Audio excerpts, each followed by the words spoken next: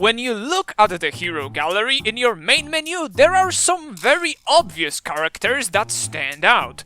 There is the cyber ninja, the German with a hammer, blonde woman trying to cosplay a holy spirit, and so on. People are usually first attracted to a certain hero based on looks themselves. Therefore, those characters I just mentioned are most often seen among the newer players.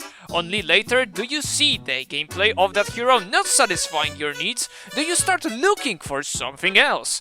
That is why when you see this, you'd never think that this character can do anything more than scam Please people. help me. But as it turns out, she is the deadliest, most brutal and efficient killing machine out of the entire roster of our Overwatch heroes. Symmetra is the holy grail of Overwatch. You've played long enough that you are already familiar with every hero, to the point of doing okay every single match no matter what you play.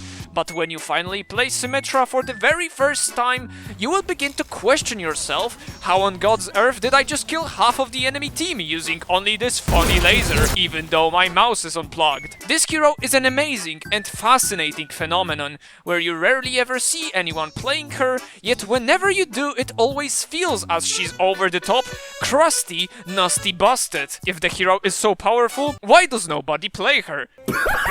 Maybe in reality she's not that powerful, but instead her playstyle may cause some sort of illusion, where in reality she's not just playing the game with you, she's actively trying to make your life miserable. What makes her kit so annoying, and why it only takes me pressing shift 3 times at random places to cause someone across the world to write the most illegal nonsense in the match chat. Today, lads, we are diving deep into the microwave topic. We will look closely what are the strongest parts of her kit, how does she achieve success, aka scoring top damage in game and causing top mental damage to your enemies in real life. And at the end, I'll try to answer a question that is on the mind of everyone among us, sus. Why is Symmetra the most hated hero in Overwatch? On the surface, we have a woman with half of her body naked. This design screams weakness, especially seeing her only source of damage coming either from this fancy glove or her weird tentacle gun. There is little to no parts of her design that might be compelling to most of the players. Her dialogues are boring and stiff, her origin story is non-existent, outside walls of text that nobody bothers reading, and pathetically, she's mostly known because of her confirmed autism. As I said in the introduction, there are way more interesting choices to start your adventure in the Overwatch universe than Symmetra. Blizzard tried really heavily to implement all forms of worldviews and personalities in the game, but this fundamentally makes some heroes more fun and engaging than others.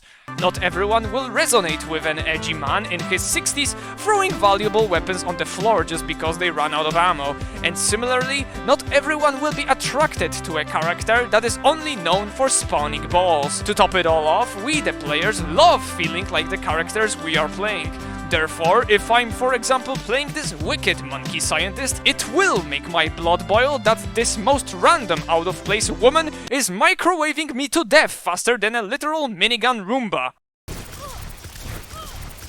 As you might know, her weapon is capable of 2 different methods of dealing damage, and somehow, both of them are the most annoying design in the entirety of Overwatch 2. The first one is the laser that ramps up with the time you are landing your shots, either on enemies or anything that can be damaged. This means that the longer you fight Symmetra, the stronger she becomes. In normal games, this kind of attribute is called Bloodlust or Carnage, but in Symmetra's case, it's called Vishkar Engineering. This laser is commonly known for melting tank heroes such as Winston and Reinhardt, due to her ability to also regenerate ammunition while shooting barriers. Of course, I can't miss out on the fact that while being burnt to death, you are also welcomed with one of the most annoying sounds you'll ever hear while playing this game. The second mode of firing is the ball spawning. By lightly tapping, you will quickly shoot out a tiny harmless projectile that will travel in a straight line infinitely until it hits a player or a wall. But the longer you hold, the bigger it gets and the more damage it will do. The first mode is annoying because nobody likes being melted to death, but the second mode causes annoyance for completely different reason. It creates what I'd like to call a Junkrat effect, where most of the times if you get hit, or even worse, die to this projectile, you don't even see the player that created it in the first place. This gives you zero chance to counterplay or react to what's coming for you, and being helpless and optionless is causing frustration. So what we can gather from this segment is that Symmetra is effective at poking medium to long range, and also she is very deadly up close if left unattended.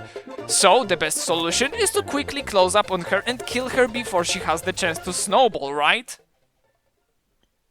Minions. If the weapon wasn't enough, she is also capable of spawning 3 turrets that are certainly named Kevin, Stuart and Bob. Why? Because they are so far the most annoying piece of equipment she possesses. If you think that this woman is defenseless, boy, you are in for a surprise, as usually, when you think you finally can get the jump on her, as soon as you cross any suspicious corner, you are greeted with a pleasant 4v1 scenario. Those 3 pesky turrets can be placed anywhere. On the walls, on the ceiling, in bushes, under your bed, in your nightmares, you get the idea. As soon as you begin to get microwaved, you are presented with a choice. Kill turrets and die to Symmetra, or kill Symmetra and die to turrets. There is no good ending. Diving a prepared Symmetra player is always a suicide mission. If you leave the turrets unattended, that's like not killing the Symmetra at all, but only 1/3 of her, because your teammates still have to deal with Bob, Kevin and... What's even worse is that the turrets aren't that fragile as back in the days. They have an actual health pool that you have to go through to fully eliminate one turret. This makes some interactions way worse than they sound. And here in the background you can see some examples. But let's leave the turrets for now, and let's say you got the jump on that pesky Symmetra and she has no turrets around, yet she still has one last ace up her sleeve. Or wherever she can hide stuff. Symmetra can place a 2-way teleporter at the chosen location, and the second teleport pad will appear under her. So, if she will notice you engaging on her, she can always dip in a blink of an eye to go regroup with her teammates or basically disappear far in the distance. Of course, this applies if the Symmetra uses her teleporter defensively. The real horrors begin when she decides to flank, play aggressive, or even worse, send minions through. The ability to go unnoticed behind enemy lines right in front of their faces is immensely powerful. Surprise attacks and preparing turrets behind enemies' backs is the most evil garbage this hero is allowed to pull off. What's even scarier is that if she does mess up and gets caught, she can always re-enter the flank teleporter to go back to safety in a blink of an eye, just to come back 2 seconds later. And you thought Sombra was annoying? Conclusion! If you somehow haven't experienced any death rooms of Symmetra, you're one lucky bastard. This hero is capable of enormous amounts of damage, causing a lot of confusion with unpredictable turret placements, and also tactical and strategic abilities that will make you ask if you aren't actually playing against some advanced AI. No wonder nobody likes playing against her, as it feels like she and her turrets create a separate squadron of their own. You require at least 3 people to successfully take down a Symmetra fortress.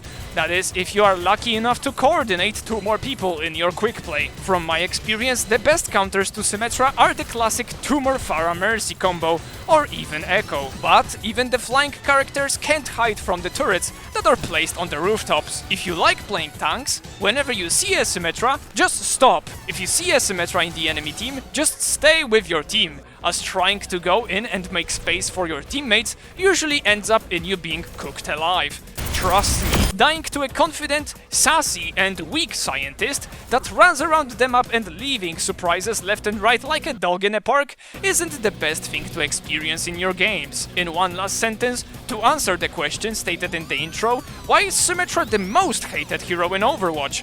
The Auschwitz Bender, the hidden Berserker mode, the funny projectiles, the comfiest and fastest form of transportation, the personality of a stick, the design, the 3rd degree burns, the autism, and above all, the big-ass shield!